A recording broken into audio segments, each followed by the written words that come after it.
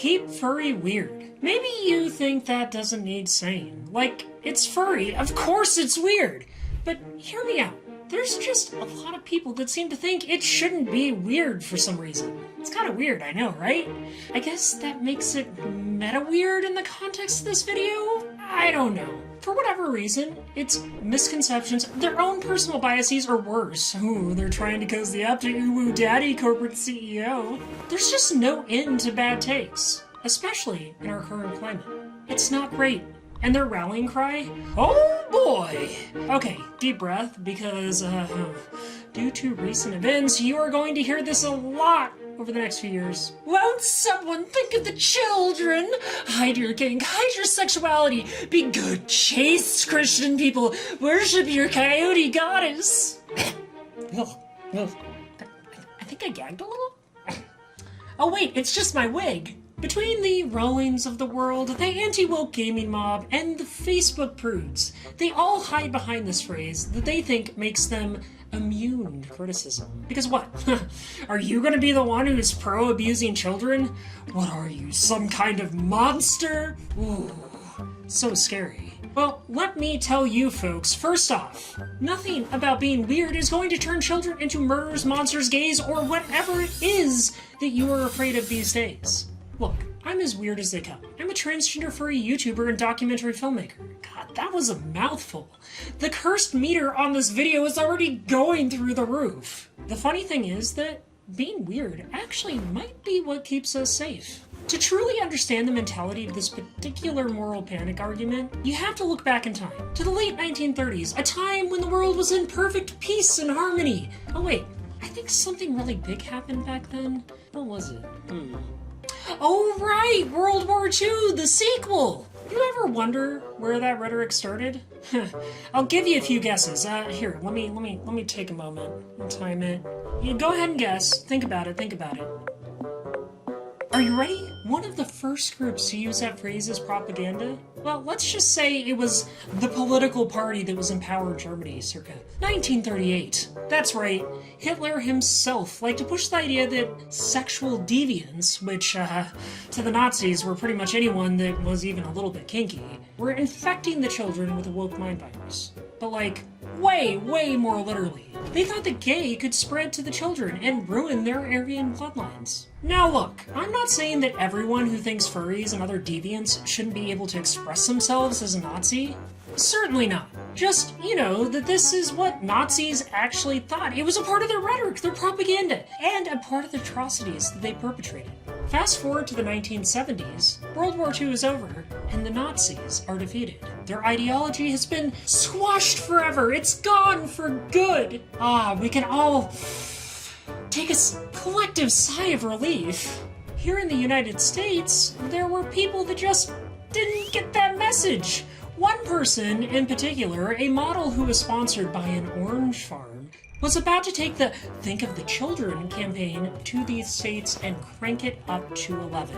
Her name was Anita Bryant, and oh boy was she a piece of If you want a very in-depth look at her, Natalie Wynn, gorgeous host of ContraPoints, has a video breakdown in the video The Witch Trials of J.K. Rowling, which everyone here should totally give a watch. But today we are focusing on how she specifically used Nazi rhetoric, and how she used it to lead a movement here in the United States with slogans like, homosexuals can't reproduce, so they must recruit. It's kind of catchy, right? Which, of course, that was her front for the Save the Children campaign. As a celebrity and a newly appointed leader of a new loud group, she started the gays are groomers thing, directly tying homosexuality to that word you can't say on YouTube for sure. She also coined the as long as you don't flaunt it, it's fine. Stop me if you've heard that one before.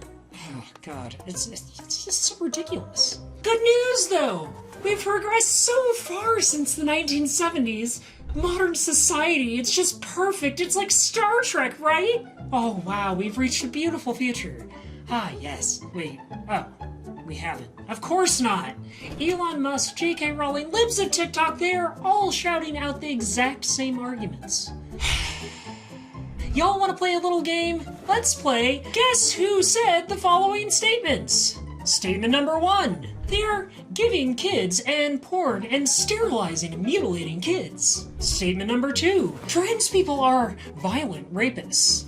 Statement number 3. I detonate my own children and am so upset about it that I spend billions of dollars buying an entire social media platform so I can just say cis is a slur. Statement number 4. In order to keep the military clean of deviant inclinations, they will be persecuted. Statement number 5. The negative press, Kafefi. Okay, that last one was just a reminder that there is still humor in this world, because Jesus, tap dancing cripes of a son of a gosh, it doesn't matter which outspoken public figure said these things. Fun fact, one of those paraphrased quotes could either be Donald Trump or Adolf Hitler. The general tone shifted a little, sure.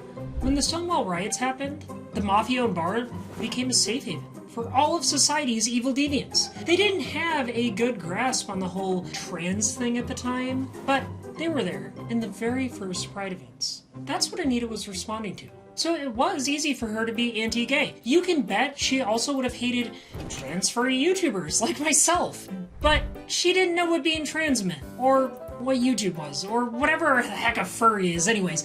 I don't think they had that stuff back then, but if they did, it would have been pretty dang rad. Nowadays, we have words for all sorts of new sexual expressions. We have trans and non-binary, and furries and pups, and whatever the hell you are.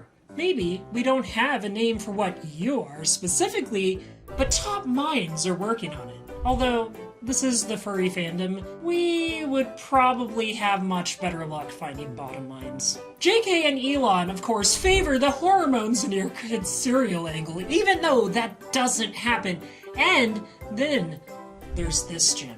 I don't think the children are putting litter boxes in schools and the kids are meowing. Oh no, I think they're using them too. If you want to see more terrible costumes, let me know in the comment section.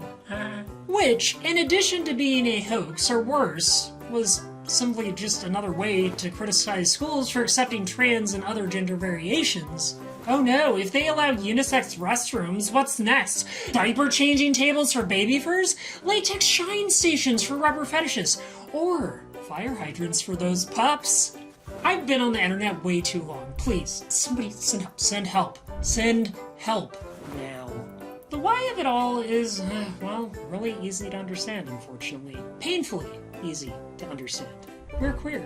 Queer people exist in a society that is more than 97% cisgender. Trans people are weird. Wearing a fursuit is weird. Pretending to be a coyote online is weird. But you know what's not weird? Worshipping an omnipotent being who just lives up in the sky with the ability to arbitrarily judge right and wrong, all while ignoring his creations as they perpetrate horrific actions in his name. Actually, you know what? That's just as weird. Just as out there. For the types of people who rely on conformity and solidarity around their perceived ideals, weird is bad, and they don't like it. That's why you'll find that inclusive spaces have to kinda include all the weird. We need strength in numbers. The people who hate trans people don't just hate trans people. They hate anyone they think is weird. The gays, the NBs, just pronouns as a concept. Pronouns are not scary. It's part of language. Oh, and just you all wait. There were 20 Republican representatives who came together to hate furries and share that letterbox hoax. And now they have a mandate. It's going to get a lot worse for people. Sorry, this isn't Happy Fun Ash. This is how hard is it to get a work visa in Canada, Ash? I mean, seriously, how hard is it? I think I need to Google this. Somebody help, help! Shit's on fire, yo! Which is why it's so important to keep furry weird. Seriously, keep it weird.